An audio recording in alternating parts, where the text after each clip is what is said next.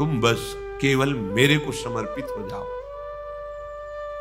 अन्य बल, अन्य आश्रय, अन्य भावना, इसका त्याग करके अनन्यास चिंतयन्तु माम, केवल मेरा अनन्य चिंतन करो। अनन्य चिंतन तभी होता है जब पूर्ण समर्पण होता है।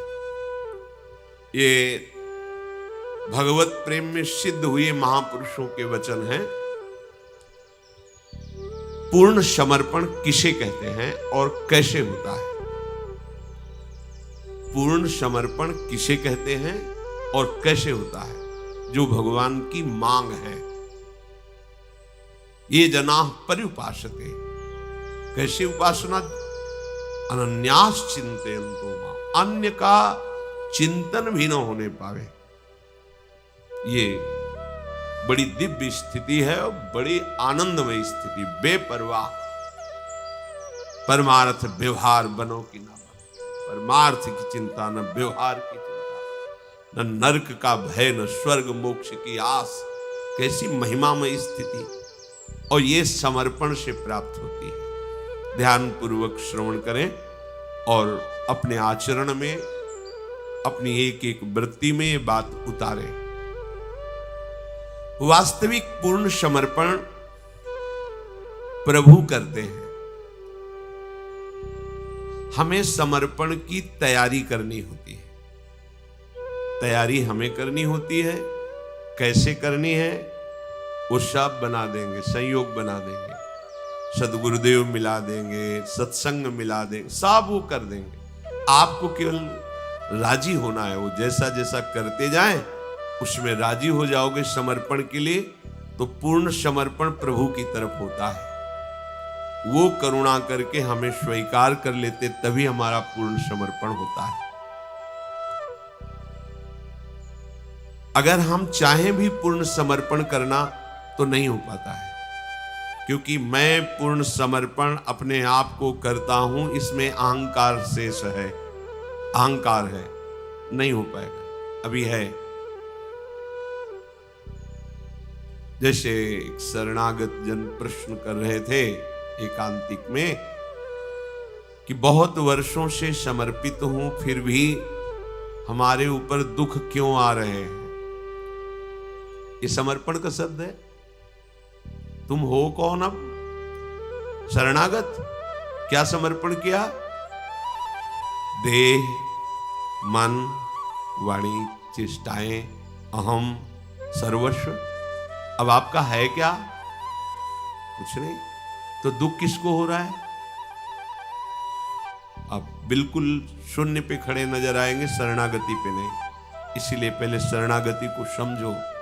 शरणागति एक नाटक नहीं है कि ऐसे बाहरी कंठी बांध ली, तिलक लगा लिया और फिर प्रभु को कोसे कि हम आपके शरणागत हैं, आपने हमारी विपत्तियां दूर नहीं की, आपने हमें दुख दिया, आदि आदि। नहीं नहीं, दुख का तो प्रवेश ही नहीं होगा। आप देखिए ना, अगर प्रभु की शरण में रहकर दुख मिलता है तो फिर दुख निवृत्त कहां होगा? इसका मतलब आप अभी उस शरणागति के सोपान पर नहीं पहुंचे जिसे शरणागति कहते हैं। अहंकार शेष रहता है, उस अहंकार को प्रभु स्वीकार करते हैं। जबरदस्ती तैयारी आप करें, रौंद देते हैं। अशरण जब हुआ तब शरणागति होती है। अभी तो हम समर्थ हैं, अशरण कहां हैं? देखो ना, आप समर्थ हैं, आपके पास धन है, बुद्धि है, ज्ञान है, बहुत कुछ है, अभी अशरण नहीं हुए। शरणागति तो प्रारंभ होती है जब सब जगह झांक के देख लेता है। स्वभाव इसका ये ऐसे नहीं होता। जब सब जगह देख लिया, कोई ठौर नहीं, कोई और नहीं, तब पुकारता है हरि शरणम, हरि शरणम। ये व्यवस्था प्रभु करते हैं, ये प्रभु करते हैं।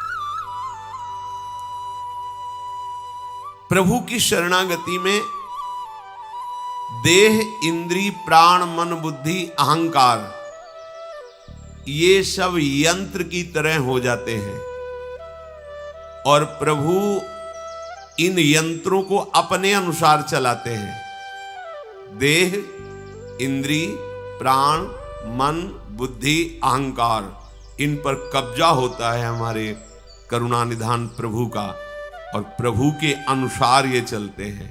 अभी ये हमारे अनुसार चलते हैं, वासना के अनुसार, देहाभिमान के अनुसार, फिर प्रभु के अनुसार चलते हैं। प्रभु का जो विशुद्ध शरणागत होता है, उसका हृदय लीला भूमि वृंदावन बन जाता है। उस अवस्था में लीला बिहारी युगल सरकार उसके हृदय रूपी निकुंज पर खेलने लगते हैं। वहां कोई कर्ता नहीं बचता है। प्रभु उसके तन मन पर स्वयं अधिकार करके यंत्रवत अपनी इच्छा के अनुसार उससे वर्ताव करवाते हैं। प्रभु के हाथ में उसका जीवन हो गया। प्रभु स्वच्छंद निरंकुश लीला उसी के हृदय में करते हैं जिसने अपनी पूरी की पूरी मन, बुद्धि, चित्त, अहंग सब कुछ प्रभु के हवाले कर दिया। ये आपका है, मेरा कोई अधिकार नहीं। इस समय प्रभु फिर ऐसी दो भयानक परिस्थितियां भेजते हैं जिनमें पास होना केवल गुरु कृपा ही होती है। इतनी अनुकूलता कि मरा हुआ अहंकार फिर जाग जाए। नहीं, कुछ तो है ना हम में, इतना प्रणाम नमस्कार यश, कुछ तो है ना हम में।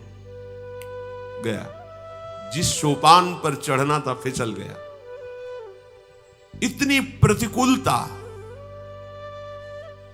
हृदय में भाव, कहां भगवान है, कहां भगवान। जीवन हो गया भगवान का आश्रय लेकर भजन करते हुए, जीने लायक नहीं छोड़ा। कहां भगवान है? गया सोपान से नीचे। कौन जीना चाहता है? बहुत ही सूक्ष्म शरणागति भगवत प्राप्ति। एक ही बात समझ लो, शरणागति परम आनंद बेपरवाह स्थिति है। बस वो समझ में आ जाए। आपका हृदय वारिश रहित हो जाए। आपके हृदय का वारिश कोई नहीं होना चाहिए। लावारिश, सरकारी कब्जा लावारिश जमीन पे हो जाता है, नहीं हो जाता?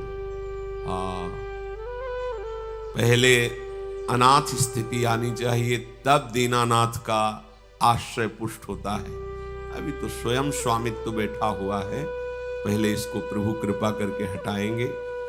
बिल्कुल हृदय द्रवित और कहीं कोई अहम नहीं, कहीं कोई सत्ता नहीं। स्थूल देह से लेकर के कारण देह तक अपना कहीं कोई अस्तित्व नहीं। यही तैयारी गुरुजन कराते हैं। इस तैयारी में जो अन्य आश्रय लिए होते हैं वो टिक नहीं पाते। तुम्हें किसी से बात नहीं करना, तुम्हें ऐसे खड़े रहना, इतने समय इतना, बस इतने। नहीं, ऐसा तो नहीं हो पाएगा। कौन बोल रहा है? कौन बोल रहा है? नहीं, हमारी कुछ दिनचर्या, तुम्हारी कुछ है अभी? गए। जिस सोपान में परमानंद स्वयं स्फुरित होता है, उस सोपान में एक ही शब्द जीवन में लागू होता है, वचनम करिष्ये तव। बस ये जीवन आपका है, बिका हुआ जीवन आपका है। तो पाई निधि मन मानी, जैसी रूप लाल हित हाथ बिकानी, निधि पाई मन मानी, मेरे बल श्री वृंदावन रानी। स्थूल देह से लेकर अहंकार तक, स्थूल देह से लेकर स्वभाव कारण तक पूरा का पूरा अपने प्रभु को समर्पित कर देना है।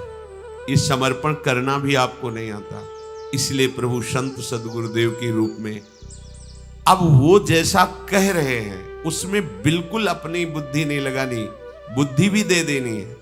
जब बुद्धि निर्णय करने लगे तो उसको भी वहां की जो वहां वचन है बस उतना ही। तेरी सलाह की अब जरूरत नहीं, तेरी सलाह से जब से सृष्टि हुई अब तक फंसा ही रहा, तेरी सलाह पर अब मुझे विश्वास नहीं, विश्वास है आज्ञा पर।